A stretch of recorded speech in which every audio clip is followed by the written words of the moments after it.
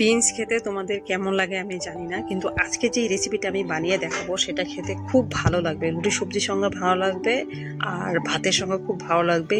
একবার এরকম করে বিনসের রেসিপি খেলে বারবার খেতে ইচ্ছা করবে। তো চলো বিনসের রেসিপিটা কেমন করে বানাবো আমরা দেখে নিই।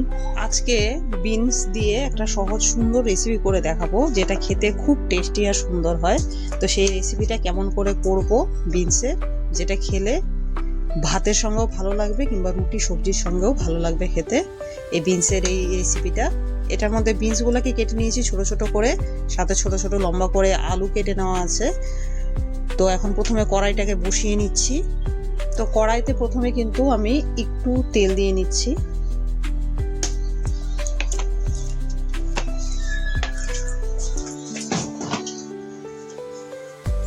তেলটাকে একটু গরম হতে দিব। কড়াইটা ভালো করে গরম হয়ে গেলে এখানে আমি হাফ পেঁয়াজ নিয়েছি। অত বেশি পেঁয়াজ লাগবে না, ফোড়নে একটু পেঁয়াজ দিয়ে দিব।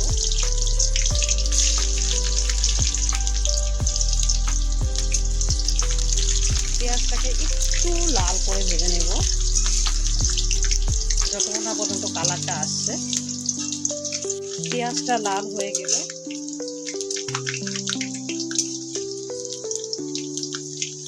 দিয়ে নেব এই বিনস আর আলু।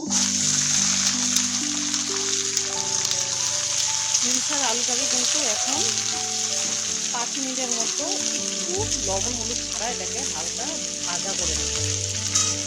মিনিট ভাজা হয়ে গেলে দিব পরিমাণ মতো লবণ আর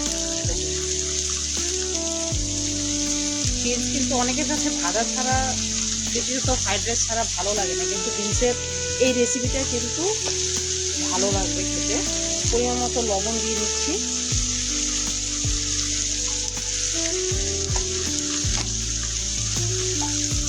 এটাকে এখন আরো একটু ভাজা করে নেব, এরকমই 3 থেকে 4-5 মিনিটের মতো। মিনিটের মতো বিনসটা ভাজা হয়ে গেলে জিরা বাটা দিয়ে নেব আমি এখানে 2 চামচ।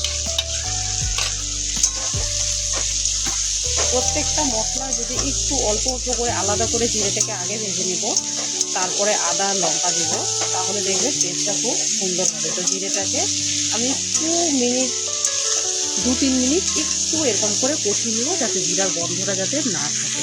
একটু কষিয়ে দিয়ে এখন কিন্তু আমি জিরেটাকে হালকা ভাজা করে দিয়ে নেব আদা আর এখানে আমি কাঁচা লঙ্কা ব্যবহার করেছি। তোমরা চাইলে শুকনো লঙ্কা ব্যবহার করতে পারো। আমি এখানে কাঁচা লঙ্কা দিয়েছি 3টে। এটাকে এখন আমি একটু ভেজে নেব 3 থেকে 4 মিনিট।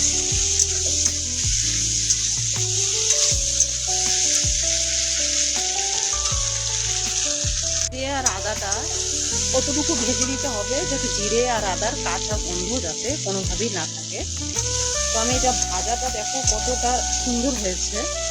এই ভাজাটার মধ্যে কিন্তু অর্ধেক সেদ্ধ হয়ে গিয়েছে। তখন এই ভাজাটার মধ্যে নিব এখানে যে আছে পেঁয়াজ, এখানে আছে একটা পেঁয়াজ আর একটা টমেটো। তো এটার পেস্টটাকে এখন আমি দিয়ে নিচ্ছি।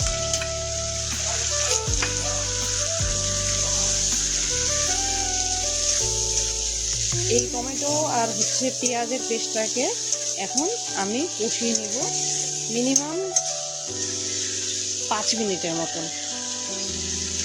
ফ্লেমটাকে একটু লো করে দিয়ে এটাকে আমি কষিয়ে নিচ্ছি। আমি কিন্তু ভাজাটা এতটাই করেছি যে ভাজার মধ্যে কিন্তু অনেকটা সিদ্ধ হয়ে গিয়েছে। কম আঁচে করলে রান্নাটা টেস্টি হয়। দেখো আলুটা একদম কিন্তু সেদ্ধ হয়ে গিয়েছে, কারণ ভাজাটা আমি কিন্তু ঢাকাও দিইনি। তো এগুলোকে কিন্তু খুব ভালো করে কষিয়ে নিচ্ছি।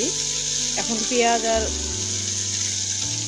টমেটোটা যেটা দিয়েছি, দেখো মশলা থেকে তেল হালকা হালকা ছাড়তে শুরু করে দিয়েছে। এখন আমি এটাকে আরও 2 থেকে 3 মিনিট কষিয়ে নিব, যতক্ষণ না মশলাটা লেগে যাচ্ছে কড়াইয়ে, তাহলে বুঝবো মশলাটা কষানো হয়ে গিয়েছে। মশলাটা কিন্তু এখন লাগা লাগা কিন্তু হয়ে গিয়েছে, দেখতেই পাচ্ছ। তো এখন আমি পরিমাণ মতো এখানে জল দিয়ে নিচ্ছি, এটা মশলারই জলটা। তো এখানে আমি জল দিয়ে নিব মিনিমাম হাফ বাটির মতন, এটা বড় সাইজের বাটি। আর এটা যেহেতু মশলাটা সবজিটা একটু কষানো কষানো হবে বিনসে, একদম শুকনোই থাকবে। তো আর জলের কোনো প্রয়োজন নেই, এটুকু জলই, হাফ বাটি জলই যথেষ্ট, কারণ মোটামুটি বিনস কিন্তু সেদ্ধ হয়ে গিয়েছে।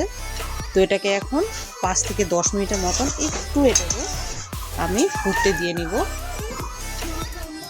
মশলাটি কিন্তু জল দিয়ে সমস্ত রকম সব কিছু হয়ে গিয়ে এখন কিন্তু প্রায় নামানোর সময় এটাতে হয়ে এসছে।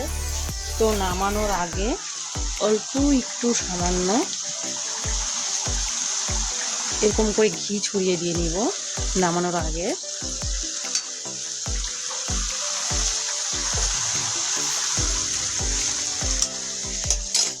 দিয়ে এটাকে একটু নাড়াচাড়া করে এখন আমি নামিয়ে নিব।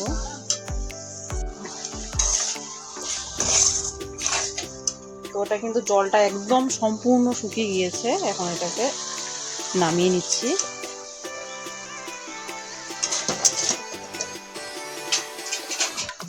দেখতেই পাচ্ছ জল কিন্তু এটার মধ্যে একদমই নেই। এটা কিন্তু রুটি দিয়ে খেতে খুব ভালো হবে, আবার গরম ভাতের সঙ্গে, ডালের সঙ্গে সবজি হিসাবেও খেতে খুব সুন্দর হবে, যেহেতু জলটা একদম নেই। তো জলের পরিমাণটা কিন্তু একদম আন্দাজ করে দিতে হবে, যাতে জলটা যাতে বেশি না পড়ে। তো সম্পূর্ণটা আমি এখন নামিয়ে নিচ্ছি।